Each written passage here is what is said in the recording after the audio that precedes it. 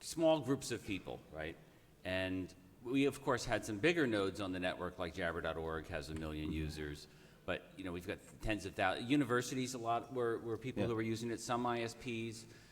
It's kind of a very slow sell that you have to be very persistent, I think, over time. And, we've been around, the Jabber community's been around for, 14 years now.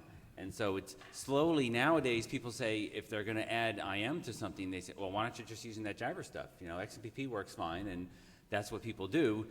We don't see a lot of large people building large IM services using some other technology at this point. Yeah. So I think that persistence aspect of just not going away and keep plugging at it, and like Simon's saying, you can you've got some good arguments to a lot of people about why they want to be using this stuff. I'm not saying why they ought to or you really should do this, as a moral thing. It's more, hey, you've got opportunities to now have private information. You don't have to share things with others if you don't want to. You can federate if you want, or selectively, that kind of thing. Making it a positive argument to people of, hey, you guys can now go out and install BuddyCloud, which maybe you didn't know about, and you could put this at your university, your school, or your company. Here's an opportunity for you to do something that is secure and private and open and free. Yeah. So that's kind of the argument we've always made. Yeah, I think that there are some arguments that you can make, really quick argument you can make for Vox is free phone calls. Done. People love free phone calls, right? Argument that you can make for social networks, owning your own social network, is you can have kids on them, which you can't do on commercial social networks, right? At least in the US, and I think in Europe too. Interesting, yeah. Well, yeah, absolutely. If you're running your own server in your family, you're not subject to COPPA laws in the same way that Facebook is. So there's a whole swath of the population that can't participate in Google Plus or Facebook or Twitter that can participate in a BuddyCloud. So we can hook them early. Exactly, hook them early. But I do agree that you can find those positive things early on. You can have it's a much easier win. So Daniel, we've been hearing for more than a decade about voice over IP, and more recently hear about SIP and all these sorts of things. Why is it that it seems like all of the telephony activities that are happening are so isolated, little bits here, little bits there? What's it going to take to actually sort of turn the world of SIP and voice over IP and so forth into something much better federated and useful? I think the reason for that is how this, let's say, field developed over the time, because it was evolving from telephony, and people are thinking on telephony when trying to actually use voice over IP. And they were not thinking federating with each other, but connecting or plugging to the old telephony system.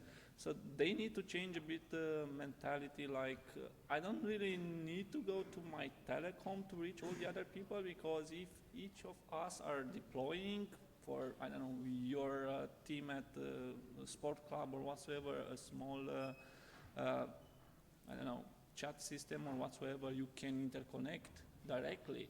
Another reason was, at least on IP telephony, how the user interface was built, because most of the devices were the same shape as classic telephony, and you couldn't actually use the benefits of email-like addresses and use DNS easily to call other networks. Fortunately, now we have application, we have the smartphones where you just put Lumicall, you put Jitsi, and you can type Daniel at kamailio.org or Peter at jabber.org, and that's all.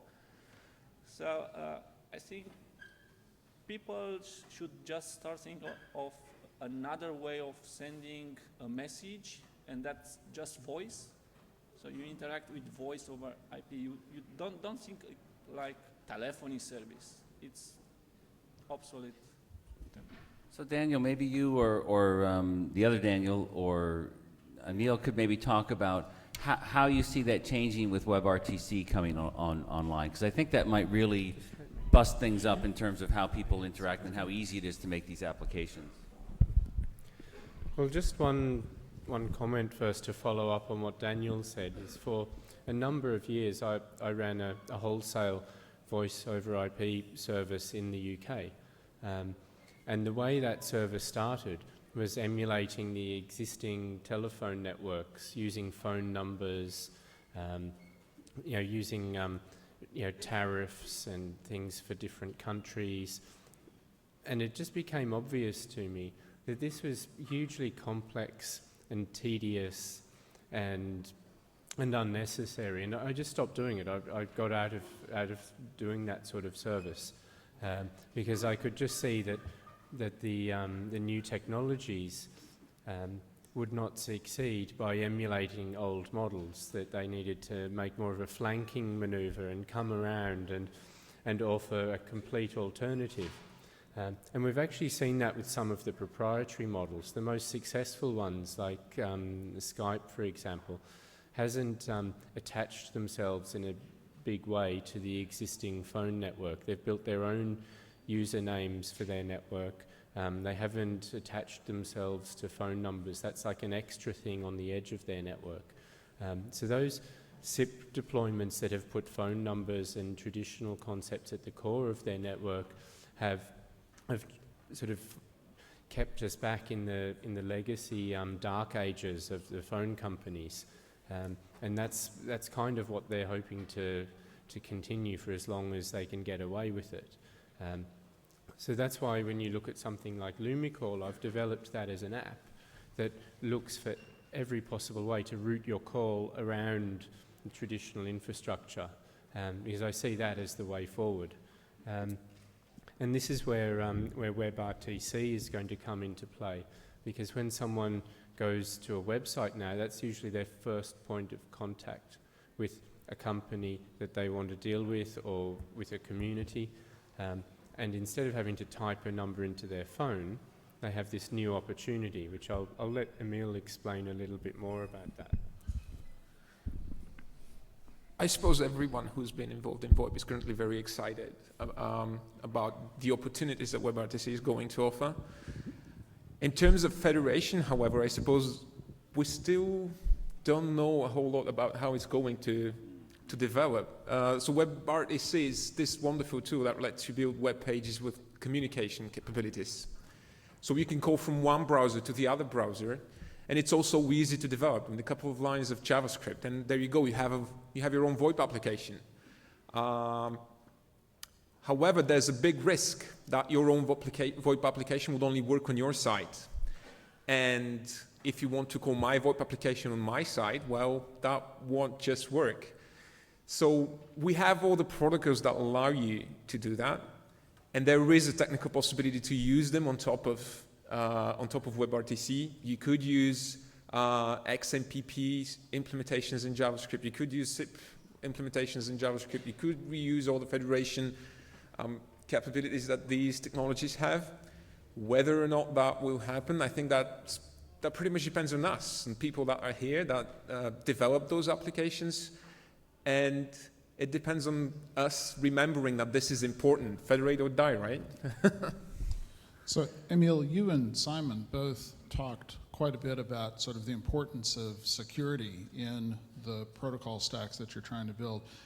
Simon, maybe do you want to start, and then I'd love for both of you to talk just a little bit about what things you've done in BuddyCloud and in Jitsi to try and ensure that we don't have to sort of give up all of our privacy in this process of federating and figuring out how to communicate with more and more people. Yeah, in terms of security, I would like to say we've done a lot of work on this, but the reality is that we've actually just stood on top of XMPP, and we leverage a lot of the fact that XMPP gives you this identity that's known across the entire network. It can ensure that server-to-server and client-to-server communication is secure. And so that means that we're able to just really jumpstart this. We don't have to spend a whole lot of time spinning things up.